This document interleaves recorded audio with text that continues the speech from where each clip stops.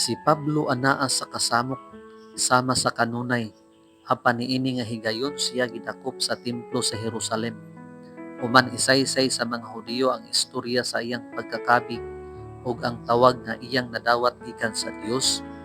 Siya dayon mipakita sa atubangan sa konsiho. Apan usa ka dakong panagbingkil ang nahitabo tali sa mga Parisiyo ug mga Sadusiyo mahitungod kang Pablo nga usa ka Parisiyo. Ug bahin sa paglaom ug sa pagpangabanhaw sa mga patay, ako karon ginahukman. Ug ang ulo sa mga sundalo nagsugo nga si Pablo kuhaon pinaagi sa kusog ug dan-on ngadto sa barracks. Tungod kay siya nahadlok nga si Pablo kunis-kunison.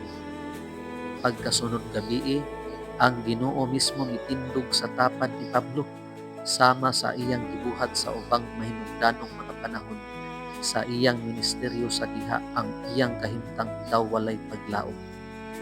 Ang Ginoo miingon, sumalig ka kay maingon ka nang matuod ikaw kanako sa Jerusalem, kinahanglan nga manghimatuod sa ikaw didto sa Roma.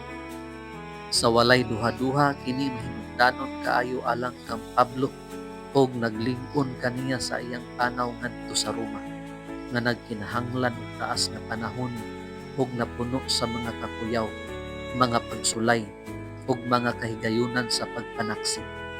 Gigamit sa Dios kini nga kalisdanan sa Jerusalem aron sa pagpakaylap sa ebanghelyo ug ang iyang buhat ipauswag niadto nga paagi.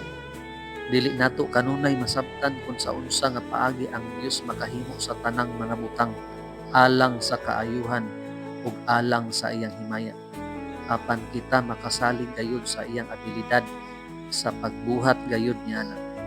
Gawas pa, ang krus daw mao ang labing dako nga kapilihan, apan kini mao ang iyang labing dako nga kadaugan.